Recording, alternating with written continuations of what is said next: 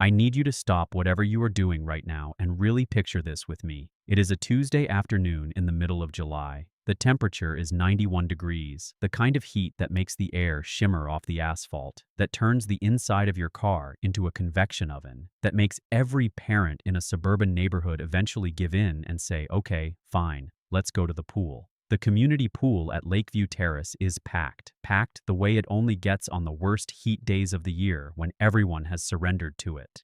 Families with inflatable floaties, teenagers pretending they are too cool to be having as much fun as they are having, dads standing in the shallow end with their arms crossed like they are supervising a military operation, the sound of splashing and shouting and the slap of wet feet on concrete. My daughter Maya is 5 years old. She is wearing a pink swimsuit with little yellow rubber ducks printed all over it. She picked it out herself at Target, and she was so proud of it that she wore it over her pajamas for 3 days before we actually went anywhere with water. That is the kind of kid Maya is. She commits.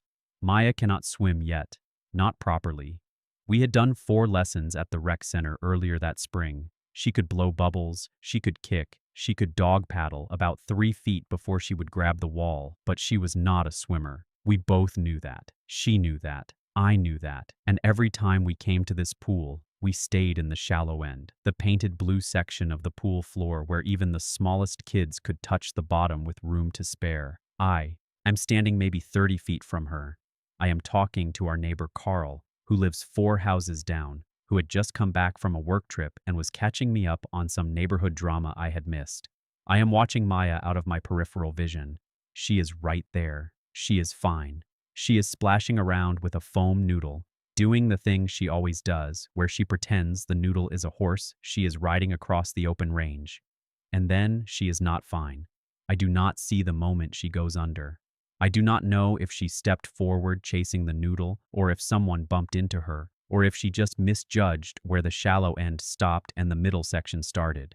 What I know is that 1 second she is there, and the next second I am scanning the pool and I cannot find her, and then I see the pink fabric of her duck swimsuit, face down in 4.5 feet of water. I am already moving before my brain has fully processed what my eyes have sent it. People talk about adrenaline like it is a metaphor, like it is just an expression for being really motivated. It is not a metaphor. When I hit that water, I felt nothing. Not the cold, not the weight of my clothes, not the distance. I grabbed my daughter by the arm and pulled her up, and she coughed. A horrible, gagging, desperate cough, and then she was crying, and I was holding her against my chest and saying her name over and over, and the whole pool had gone quiet around us the way a room goes quiet when something truly frightening has happened. She was okay. She was breathing. She was crying, which was the best sound I had ever heard. I was shaking so hard my teeth were clicking together. And then I heard the voice. It came from behind me, from the concrete edge of the pool. And what struck me, what struck every single person within earshot, was how completely and utterly calm it was. Not the calm of someone who has just helped manage an emergency. The calm of someone making a note about a parking violation. You know, the voice said, if you had been supervising her properly, that would not have happened. I turned around. Standing at the edge of the pool, completely dry, not a drop of water on her, crisp white polo shirt, khaki capri pants, clipboard pressed to her chest, sunglasses pushed up on her nose so she could look down at me, was Donna Hartwell, president of the Lakeview Terrace Homeowners Association. She was not rushing over to check on my daughter. She was not asking if Maya was okay. She was not reaching for a phone to see if anyone needed medical assistance. She was looking at me, at my soaking wet clothes, at my daughter clinging to my neck and sobbing with the detached administrative expression of someone doing an assessment. She uncapped a pen, flipped to a new page on her clipboard. I am going to need to document this incident, she said. Unsupervised minor in the non-shallow zone is a violation of pool rules 4.2 and 4.7. You will want to expect a notice. And then she walked away.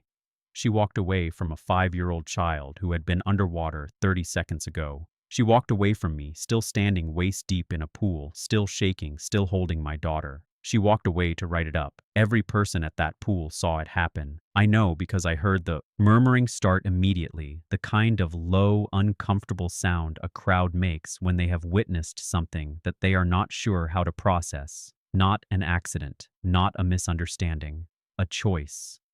I stood there for a moment. Then I walked Maya to the steps, wrapped her in a towel, held her until she stopped shaking. And while I held her, something settled in me that I did not fully understand yet. Here is what Donna did not know when she walked away from my daughter that afternoon.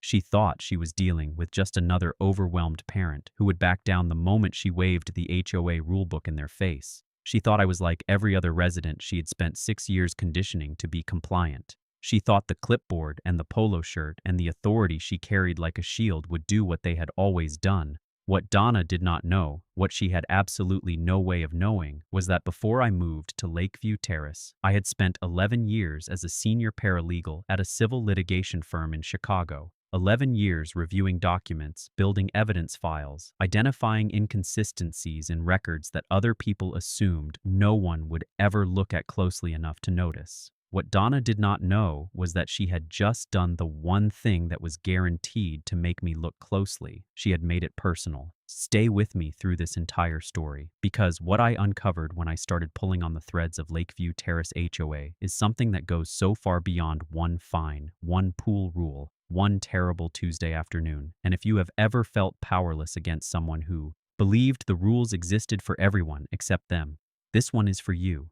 To understand why all of this hit me the way it did, you need to understand what Lakeview Terrace was supposed to be for our family. My husband Daniel and I had been married for 8 years. We had spent 4 of those years in a 2-bedroom apartment in Chicago, which we loved until we did not anymore. Until Maya was born and the apartment went from being charmingly compact to being genuinely too small. Until the pandemic hit and suddenly the 3 of us were inside those 900 square feet all day every day with no yard, no outdoor space, nowhere to go. And then Daniel's father got sick. Harold was diagnosed with early onset Parkinson's when Maya was about 2. He lived in western Pennsylvania, about 5 hours from Chicago, and suddenly the math of our lives changed. We needed to be closer to him. We needed a different kind of space. We needed, honestly, to feel like we were building something stable during a period of time that felt very unstable. I had always worked remotely, and Daniel was a project manager who had gone fully remote during the pandemic and never gone back. So geography was not the constraint. The constraint was just, what do we want? Where do we go? We started looking in a loose radius around Pennsylvania, trying to find something that made sense. Most of the listings blurred together. Nice enough. Unremarkable. And then, Daniel found Lakeview Terrace at 11:30 at night on page 4 of a real estate app by accident. He turned his laptop around and showed me the picture. It was the backyard. Green grass, a good-sized oak tree, and just visible over the back fence, the corner of a community pool shimmering in late afternoon light. Blue. Still. Perfect. Maya could learn to swim there, Daniel said. I looked at the picture for a while. Then I said, send me the listing. We stretched our budget further than was probably wise. We submitted an offer that felt aggressive. When it was accepted, we sat in our Chicago apartment that night after Maya was in bed and just looked at each other. The particular look of 2 people who have done something that is either very brave or very foolish and do not yet know which. We moved in October. Maya started at the local kindergarten in January and made her first friend, a girl named Sophie, by the end of the first week. By spring, she was riding her bike on the sidewalk, leaving chalk drawings on the driveway, waving at neighbors. By May, she and I were at the pool every Saturday morning. That pool was where we did the foam kickboard lessons. It is where she learned to blow bubbles underwater, which she called fish talking, and where she worked up the courage to put her whole face in for the first time and came up gasping and grinning like she had conquered something.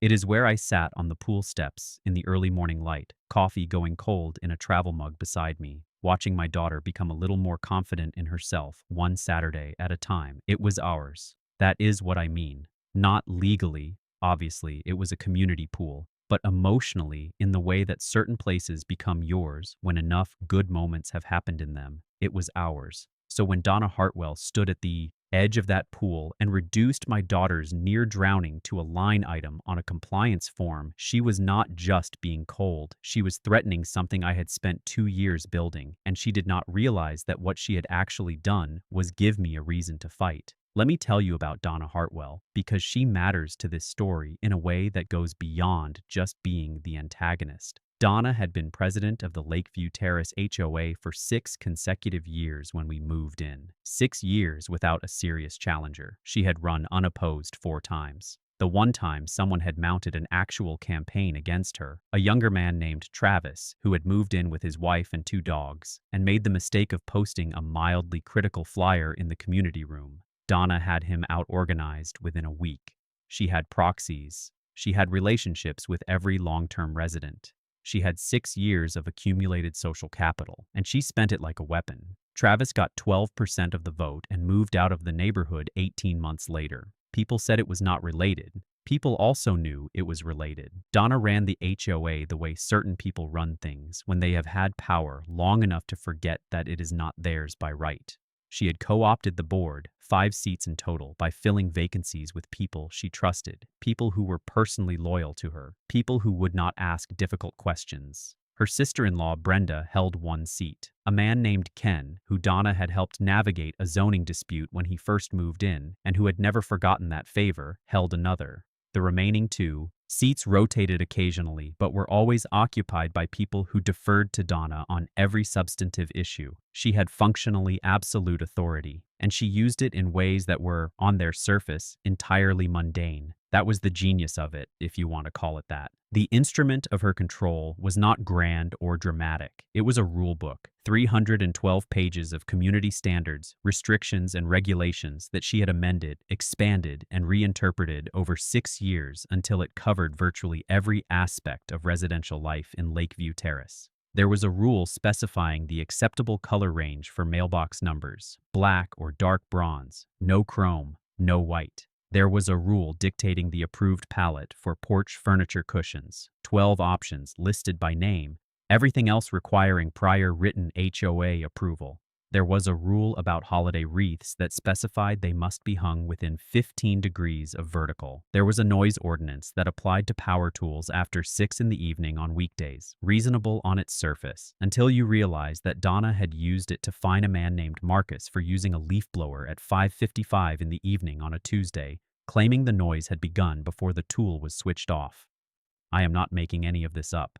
The fines for violations were substantial and had been increased periodically over the years. They ranged from $50 for minor aesthetic violations to $250 for what Donna called safety-adjacent violations, anything involving the pool, the playground, or the community room, and they were enforced with the consistency of someone who genuinely believed that rules, no matter how petty, existed to be enforced. What made it work, what made residents comply year after year without serious pushback, was a combination of factors I came to understand only after I started looking closely. First, most people do not read their HOA documents. They sign them at closing, they file them somewhere, and they never look at them again. Donna counted on this. The more obscure and extensive the rulebook, the more power it gave her, because most residents had no idea what they had actually agreed to. Second, the fine structure was calibrated to be irritating but not catastrophic. $50 is worth complaining about. It is not worth hiring a lawyer over.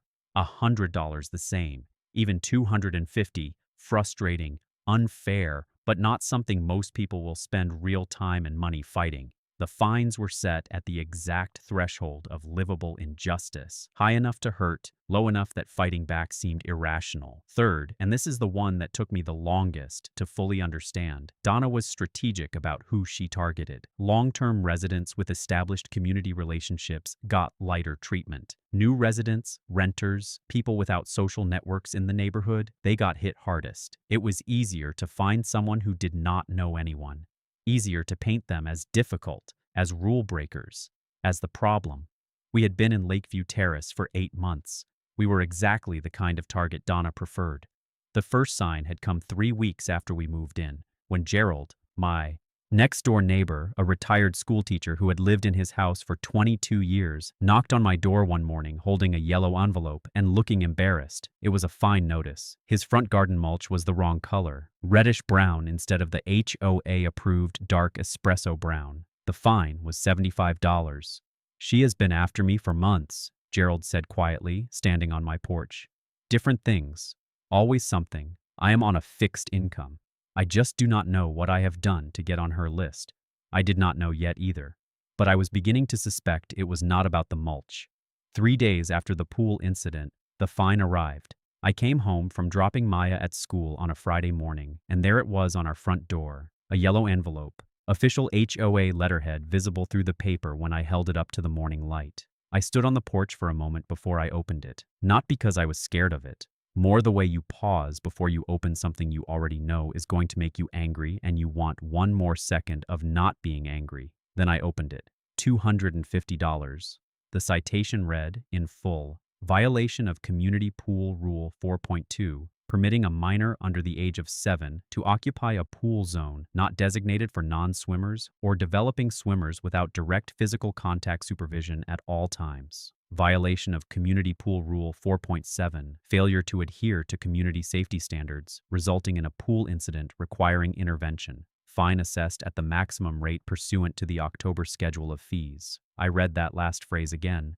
The October schedule of fees. I had not heard of an October schedule. We had received the standard HOA fee schedule at closing 8 months ago. I kept reading. The final paragraph of the notice stopped me cold. In accordance with HOA bylaws, section 11.4, failure to remit assessed fines within 14 calendar days of the date of this notice may result in additional late penalties, referral of the debt to a third-party collection service, and, in cases where outstanding fines exceed the threshold established in section 11.4c, recording of a lien against the property, a lien against our house. Because I jumped into a pool to save my daughter. I sat down on the front porch steps in my work clothes, briefcase balanced on my knees, and I read the whole notice again from the top. Then I took my phone out and photographed every page of it, every single page in sequence with a timestamp. Then I went inside, opened my laptop, opened a new document, and started building my case. The fine was only the beginning. What came after it was more calculated and ultimately more revealing. The day the fine arrived, I walked over to the community bulletin board near the mailbox cluster. There was a new posting, printed on HOA letterhead, dated the same day, that had not been there the previous morning. It read, Pool Safety Notice, Community Reminder. The Lakeview Terrace HOA pool rules exist to protect the safety and enjoyment of all residents, especially children. Recent incidents have underscored the critical importance of parental supervision at all times. Residents are reminded that pool rules 4.1 through 4.9 are non-negotiable and will be enforced strictly and without exception. No names, no specifics, but every single person who had been at that pool on Tuesday afternoon knew exactly what it was about. I photographed it. Then I photographed the date marker at the top corner of the board. Over the following week, things shifted in the neighborhood in a way that was subtle but unmistakable. A couple of neighbors who had previously been friendly now found reasons not to make eye contact. One woman crossed to the other side of the street when she saw me coming. Not unfriendly exactly, just absent, like she had been advised to give me space. I found out why when Patricia Collinsworth called me. Patricia had been on the HOA board briefly before Donna had her removed, and she told me that Donna had been making rounds, in person and through the neighborhood's private social media group, implying that what had happened at the pool was the result of, as she had apparently phrased it, a pattern of inattentive parenting. She had not said my name directly. She did not need to. The pool incident was the only one that had happened. Everyone knew who she meant. She has also been talking to the pool staff, Patricia said. She met with the lifeguard who was on duty and apparently had a conversation with him. I do not know what was said. The lifeguard. I had not thought about the lifeguard until that moment. I had been so focused on Maya and then on the fine that I had not stopped to think about why, in a community pool on a busy Tuesday afternoon, no lifeguard had been visibly present when my daughter went under. I thought about it now, and I started paying attention to everything differently. My first move was the most straightforward one. I appealed the fine. I wrote a formal response letter, 12 pages, single-spaced, with citations to specific bylaw sections and a detailed factual account of the incident. I documented the timeline, the distances involved, the fact that Maya had been in the designated shallow area when I last visually confirmed her position, and the fact that I had responded immediately when she was in distress. I cited Section 14.7 of the HOA bylaws, which contained a hardship and good faith exception provision that most residents did not know about. I requested the fine be rescinded. Donna Donna denied the appeal in 48 hours. Form letter. No reasoning, no citation to any bylaw. Just, the board has reviewed your appeal and found it without merit. The assessed fine stands. Good. That was what I needed. I filed a formal internal appeal, the next step in the process, which Donna apparently had not expected anyone to actually pursue because the response time was slow and the paperwork she sent was incomplete.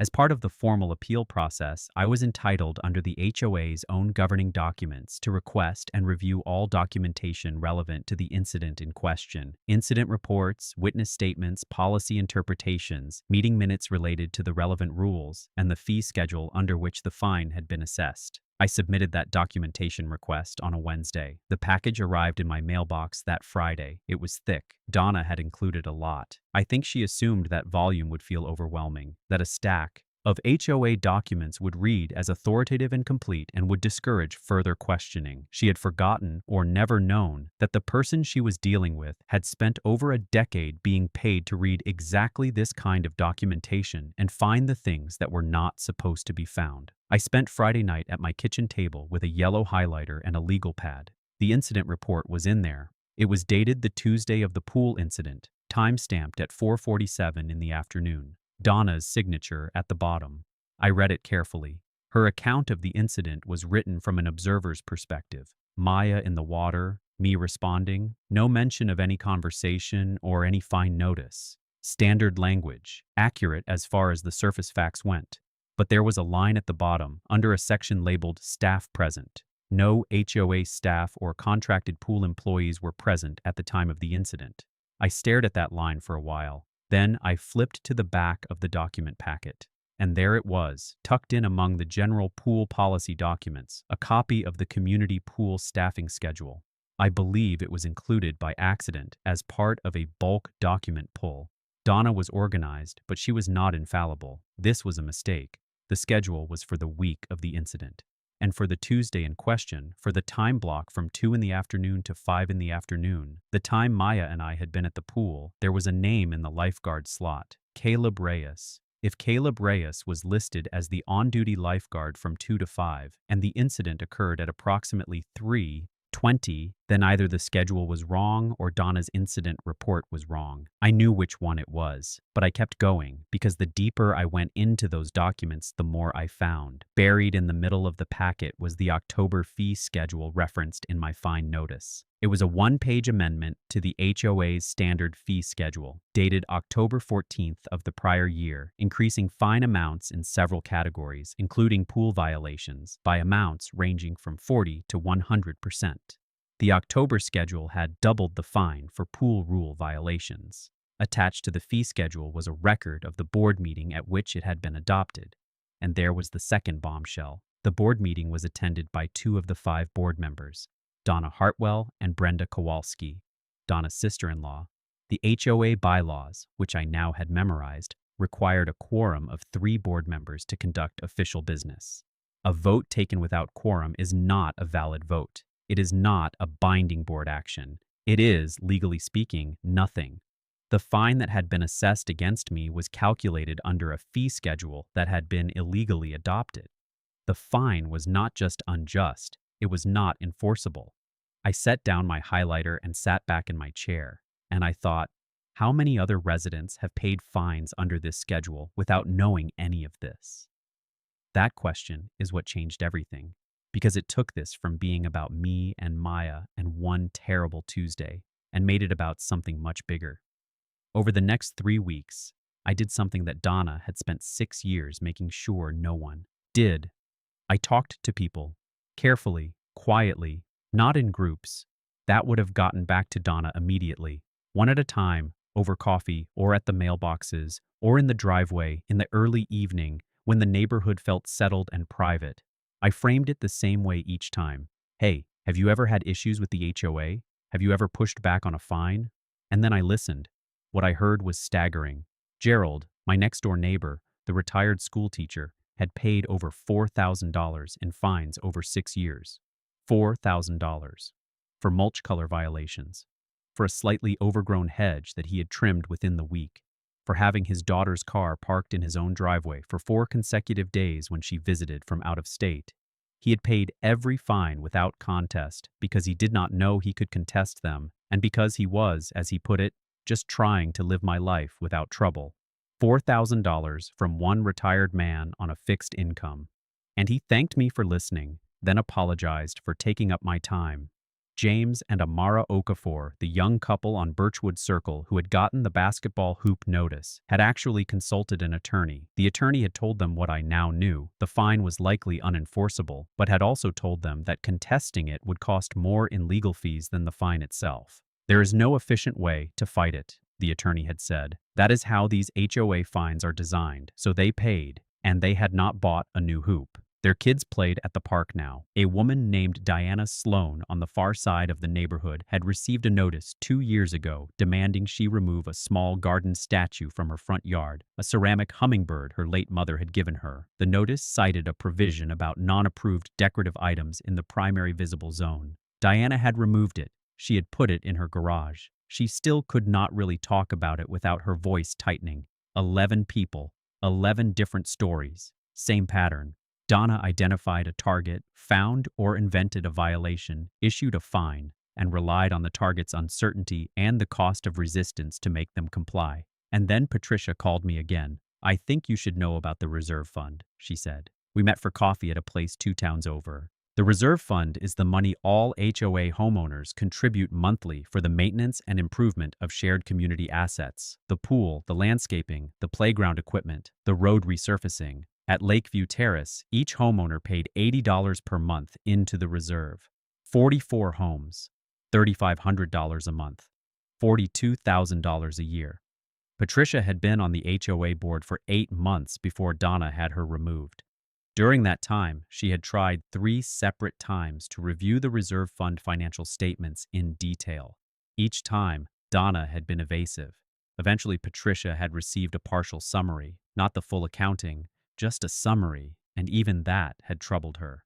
There were large line items with vague descriptions: administrative services for $8,000, community improvement consulting for $12,000, property management support for various amounts, no attached invoices, no vendor names in the summary, just descriptions. I asked for the actual invoices, Patricia said. Donna told me I was overstepping the board member role. 2 weeks later, she called a vote to remove me. Patricia had saved everything she could from her time on the board: copies of the partial financial summary, emails, the removal notice. She had a folder of it at home, which she had kept just in case. "Just in case someone like me came along," I said. She looked at me for a moment. Then she nodded. About 3 weeks after my initial document request, I received a text message from a number I did not recognize. "You are asking the right questions about what happened at the pool. I know what actually happened. I want to help, but I need to be careful. Do not use email." I showed it to Daniel, who was immediately wary. He said it could be anyone. Could be someone sent by Donna to find out how much I knew. I sat with it for a day. Then I texted back, "Who is this?" The reply came 2 hours later. Caleb Reyes, the lifeguard. We arranged to meet at a coffee shop in a town about 25 minutes away. His suggestion. He was 18 now, had graduated high school that spring, and when I sat down across from him, he looked like someone who had been carrying something heavy for a while and was not sure if putting it down was safe. "I want you to know first," he said, "that I feel terrible about what happened. I have thought about it every single day." "Tell me what happened," I said. He told me. At approximately 3 in the afternoon on the Tuesday in question, roughly 15 minutes before Maya went under, Donna Hartwell had approached him at the lifeguard station. She had told him to take his break. He had pointed out that the pool was heavily occupied and that he was not due for his break for another 40 minutes. She told him to go now. She said she would monitor the pool area. Caleb said he had been uneasy about it, but that she was his employer. The HOA contracted and paid his position, and he felt he could not refuse. He went to the staff room. He was there for approximately 20 minutes before he heard shouting and came running back to find me already in the water. He had not seen what happened to Maya, but he knew that if he had been at his post, he would have seen it, and he would have reached her first. After the incident, as people were dispersing and I was taking care of Maya, Donna had found him. She had told him that the incident was the result of parental inattention, not a staffing issue. She had told him the record would reflect that he was on a scheduled break. She had told him that his job depended on his understanding of this situation. He was 17 years old. He understood. When she filed the incident report, the one that stated no HOA staff were present during the incident, she had created a record that made it appear the pool was operating normally, that she had been there supervising, that the only failure was mine. Caleb had kept a log. Starting the day after the incident, he had been writing things down, dates, times, conversations, anything Donna said to him. He slid the notebook across the table to me. I read the first 3 pages right there in the coffee shop. Then I closed it, put it in my bag, and looked at him. "Are you willing to give a formal statement?" I asked. He was quiet for a moment. Then, "Yeah," he said. "I think I have to be." For the next 6 weeks, I was very, very quiet.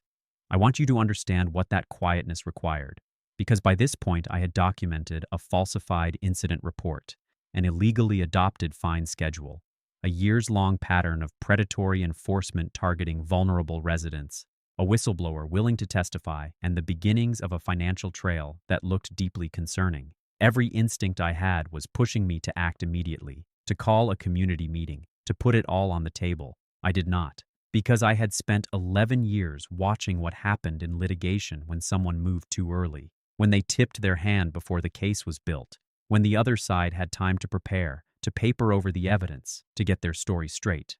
I was not going to give Donna Hartwell time to prepare, so I smiled at her at the mailboxes. I waved when she drove past. I attended the monthly community cleanup event and raked leaves alongside other residents while Donna stood nearby making notes on her clipboard. I paid the fine, not because I accepted it, but because the attorney I had retained advised me that paying under protest preserved my legal options without letting the situation escalate into a collection action that could complicate the mortgage. I wrote "paid under formal protest," see attached letter in the memo line of the check, and sent it certified mail with a 4-page letter documenting every objection. Donna cashed the check.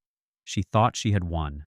Meanwhile, I retained Mark Sweeney, a real estate and HOA attorney who had been practicing for 23 years. When I walked him through the documents in our first meeting, he sat back in his chair with the expression of someone who has been waiting for a case like this for a while. "The quorum issue alone is significant," he said. "If that fee schedule was adopted without quorum, every fine assessed under it for the past year is legally questionable. We are potentially talking about a very large number of invalid fines." "How do we find out the full scope?" I asked. "We request the financial records," he said. "All of them. It is a statutory right in this state. Homeowners are entitled to review HOA financial records upon written request. If they deny the request, that denial is itself a violation we can act on." We submitted the formal financial records request 2 weeks after my first meeting with Mark. Donna denied it within 5 days. Mark filed a petition with the state court for a compelled disclosure order. While that worked through the legal process, I kept gathering on the other front.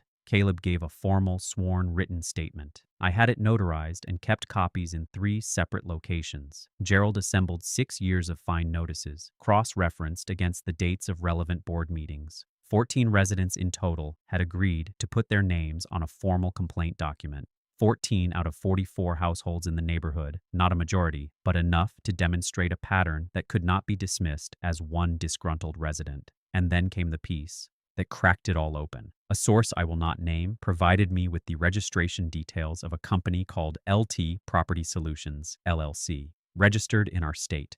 Registered 4 years earlier. The registered agent of LT Property Solutions, LLC was a man named Robert Hartwell, Donna's husband. LT Property Solutions had no publicly visible website. It had no listed phone number. It had no reviews anywhere online. It had no address beyond a P.O. box in a town 30 miles away. It had listed its business purpose as property management consulting services. It had been receiving payments from the Lakeview Terrace HOA Reserve Fund. Based on the partial financial summary Patricia had saved and what I could piece together from the fragments available, LT Property Solutions had received somewhere in the range of $62,000 from the HOA reserve over approximately 3 years.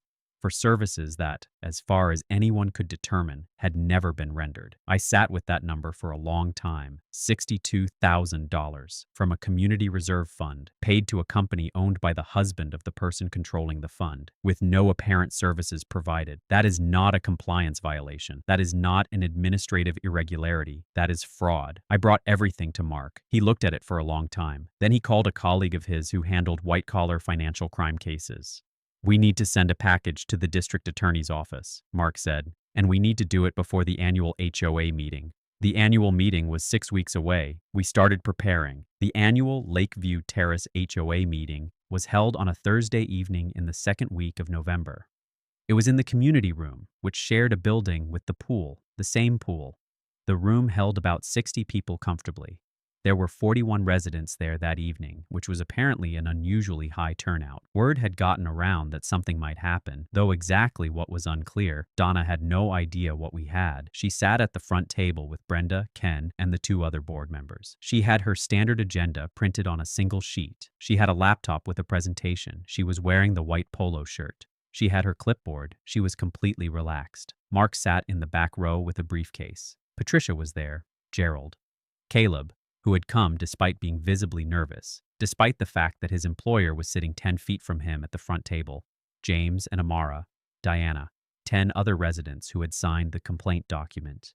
The meeting opened the way it always opened. Donna welcomed everyone, noted the strong turnout, presented the prior year's minutes for approval. She moved into the annual report.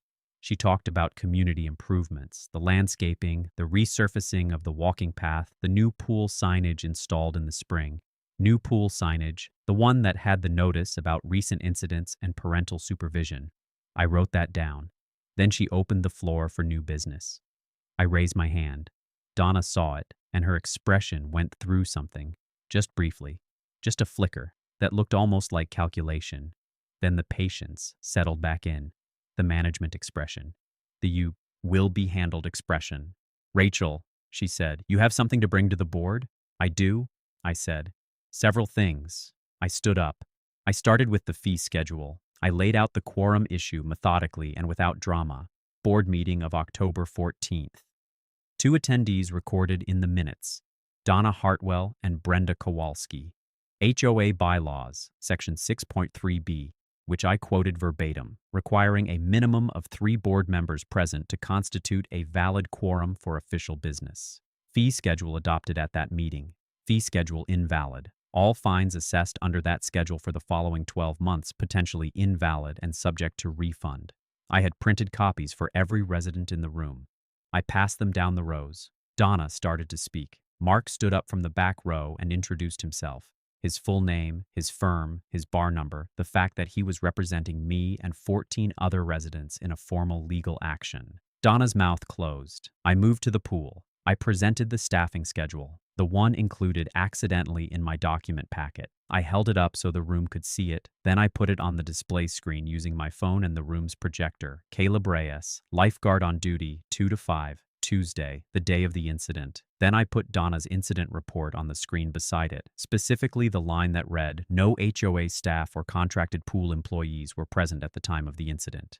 "These 2 documents cannot both be accurate," I said, "and Caleb Reyes is here tonight." Every head in the room turned. Caleb stood up. His voice cracked on the first word, then steadied.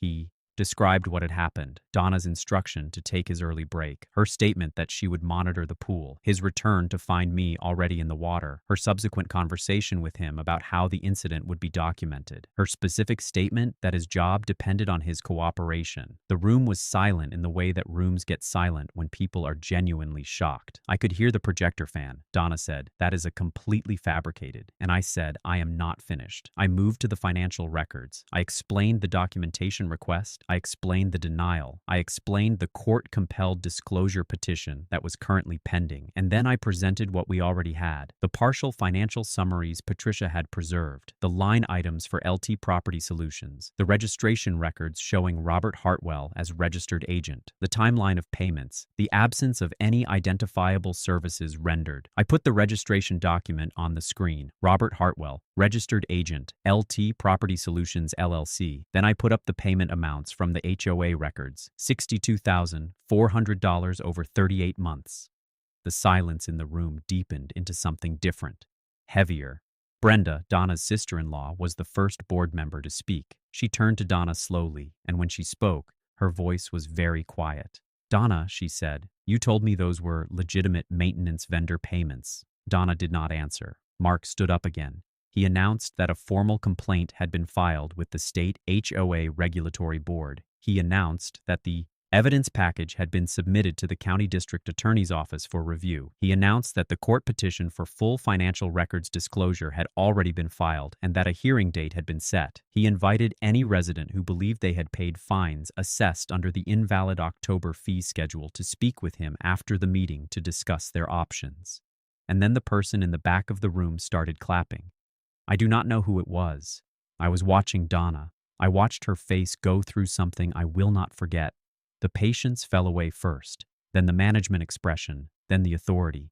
What was left underneath was smaller and more ordinary than I expected. Just a person realizing that the thing they had believed was permanent had just ended. The clapping spread through the room. Donna sat at the front table and did not move. What followed the meeting took 4 months to fully resolve. And I want to be honest with you that it was not a tidy or satisfying process in real time. It is only satisfying in retrospect, which is how justice usually works, slowly, imperfectly, and rarely as dramatically as the moment it becomes inevitable. The HOA board met in emergency session 3 days after the annual meeting and voted 4-1 with Donna as the dissenting vote to place her on administrative suspension pending the outcome of the regulatory and legal proceedings. The bylaws had a provision for exactly this circumstance. She had written that provision herself years ago to use against others. She had apparently never considered that it might one day apply to her. During her suspension, she was prohibited from acting in any official HOA capacity. She could not issue notices or fines. She could not access financial accounts. She could not communicate with residents on HOA business. She retained her residency and her seat legally, but the clipboard had been taken away, and in Lakeview Terrace, that was essentially everything. The state HOA regulatory board completed their initial review in 6 weeks and issued a preliminary finding of multiple violations: improper fine collection under an invalid fee schedule, denial of legitimate homeowner records requests, failure to maintain required financial transparency, and irregular board governance. They ordered an immediate audit of HOA financial records. The audit took 8 weeks. LT Property Solutions, LLC was dissolved by its registered agent 14 days after the district attorney's office announced it was opening an inquiry. Robert Hartwell voluntarily surrendered the business registration. The dissolution was filed on a Tuesday. By that Friday, the company's P.O. box had been closed. The inquiry is ongoing. I cannot tell you how it will end because I genuinely do not know. What I can tell you is that the range of services LT Property Solutions supposedly provided and the records purporting to document those services did not survive scrutiny. Patricia Collinsworth was appointed interim president to manage the HOA while the formal proceedings continued. She declined to run her appointment like a coronation. She called an open community forum in her second week, asked residents what they actually wanted from HOA leadership, and served coffee and let people talk for 3 hours. It was the most warmly attended HOA event in Lakeview Terrace history. A special election was held for permanent board president. Donna did not file to run. Patricia won by a significant margin. The invalid fines were the most immediate and concrete resolution. The regulatory board's finding that the October fee schedule had been improperly adopted created a legal basis for the refund of all fines assessed under it. The HOA attorney, a new one hired by the new board, worked through the records and identified 47 fines paid by residents over the preceding 12 months that fell under the invalid schedule. The total amount refunded was just over $19,000. Gerald's refund was $4,125. He called me the afternoon the check arrived. He was quiet for a moment after he said my name, and I could hear that he was trying to keep his voice steady. "I have been in this house for 22 years, he said. "I have never had anyone fight for me like that." I told him I was glad, and I meant it. But what I was thinking was that he should never have needed someone to fight for him. He should have been able to live in his house with whatever color mulch he preferred, without anyone making him feel like a transgressor in his own home. This past summer, Maya turned 6. She can swim now, really swim, not just survive in the water. She does laps. She has a thing she calls shark mode where she puts her face in and pumps her arms and kicks, and she goes, genuinely goes, from one end of the pool to the other without stopping. She comes up at the wall and looks for me and grins with her hair plastered flat across her face and her eyes bright. And every single time it happens, something in my chest does a thing that I do not have a word for. We were at the pool on a Saturday in late June. The same pool, the same blue water under the same afternoon sun, and I was sitting in one of the lounge chairs at the edge watching Maya do shark mode, and I felt, for what I think was the first time since we had arrived in Lakeview Terrace, genuinely at home. Like the place belonged to us, and we belonged to it. The pool area has a new safety posting now. Patricia had it installed the spring after everything happened. It is clear and well-designed, with the actual pool rules explained in plain language, and a section at the bottom noting that a certified lifeguard is on duty during all posted pool hours. Caleb's replacement is a woman named Jade, who takes her position seriously and has already, by my observation, prevented 2 incidents that could have been much worse. Caleb himself is in his 2nd year at community college. He is studying criminal justice, with a focus on public advocacy. I know this because he texted me after his first week of classes to tell me he had enrolled, and because he had chosen criminal justice because of what he had been through and what he had seen people do when they decided to stop being quiet. Gerald waves from his porch most mornings when Maya and I walk out to the car. His front garden has new mulch this year. It is a warm, reddish brown. Nobody has said a word about it, and nobody will. Patricia runs the HOA with a combination of competence and humanity that makes it feel like a different organization entirely. She sends a monthly newsletter that actually contains useful community information. She holds quarterly open forums. She posted the full HOA financial statements on the community board. People who had never attended a board meeting started showing up. It turns out that when leadership is trustworthy, people actually engage. Donna still lives in the neighborhood. I pass her occasionally. We do not speak. Some things do not resolve into a conversation. They resolve into an outcome, and the outcome is what it is. Here is what I have thought about more than anything else since all of this happened. Donna Hartwell was not a monster. I know that is a strange thing to say after everything I have just told you, but she was not. She was an ordinary person who had been handed a small, defined amount of authority. The kind of authority that gets handed to whoever shows up, whoever wants it badly enough to ask for it. And she had held that authority for long enough, and had gone unchallenged for long enough, that she had genuinely come to believe it was hers by right, that the community was something she administered rather than something she was part of, that the people around her were variables to be managed rather than neighbors to be served. That is not a rare kind of person. That is a common kind of person in HOAs and offices and schools and bureaucracies of every size and type. Small power, consistently unchallenged, tends to become something that feels very large to the person holding it and very crushing to the people under it. What Donna counted on, what all people in her position count on, is 2 things. The first is exhaustion. She counted on residents being too tired, too busy, too preoccupied with their actual lives to spend the time and energy it takes to look closely, to read the documents, to ask the questions, to do the math on the fine schedules and the meeting minutes and the vendor payments. Most people cannot. Not because they are incapable, but because they have jobs and children and aging parents and their own health and 100 other things that legitimately need their attention. Donna's entire system was designed to exploit that. The fines were sized to be irritating, not impossible. The rules were dense enough to be confusing. The process of contesting anything was deliberately opaque. All of it was calibrated to make compliance feel easier than resistance. And for 6 years, it worked. The second thing she counted on was ignorance. Specifically, the kind of ignorance that comes from not knowing what you are entitled to. Most people do not know that homeowners have a statutory right to review HOA financial records. Most people do not know that a board vote taken without quorum is invalid. Most people do not know that fine schedules must be adopted through a proper process or they have no legal force. Most people sign their HOA documents at closing, put them in a drawer, and never look at them again. Donna knew this. She relied on it. What changed everything was a combination of two things that Donna had not planned for. First, she made it personal for someone who had the skills to do something about it. She could not have known that. You rarely know when you push someone what they are capable of pushing back with.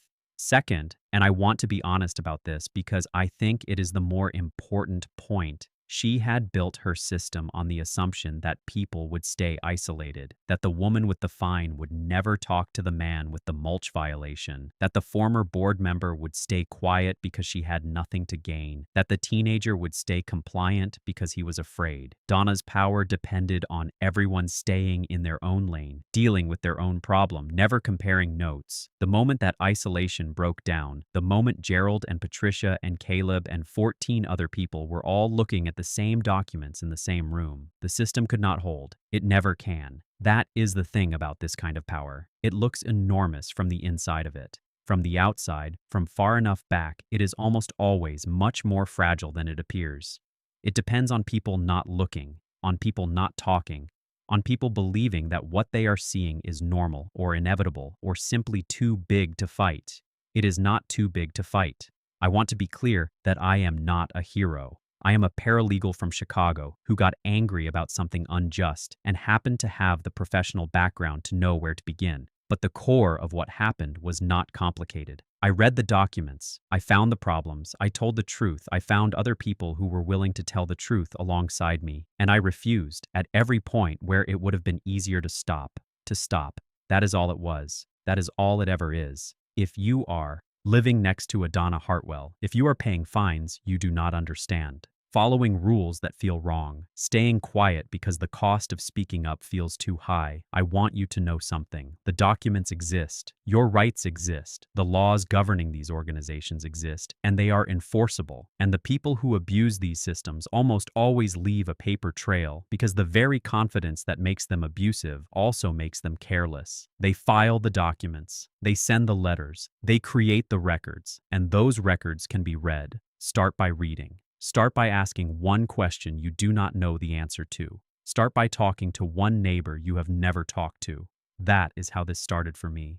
One fine, one question, one neighbor named Gerald standing on my porch, holding a yellow envelope and looking like he had forgotten that he was allowed to push back. He had not forgotten. He had just never been reminded. Consider this your reminder. If this story stayed with you, if you have ever been in a situation where someone with just enough authority made you feel powerless in your own home, subscribe. Every week I bring you a new story, real situations, real people, real outcomes. And every week the common thread is the same. The people who think they are untouchable are almost never as secure as they believe. Sometimes all it takes is one person willing to look closely. See you next week.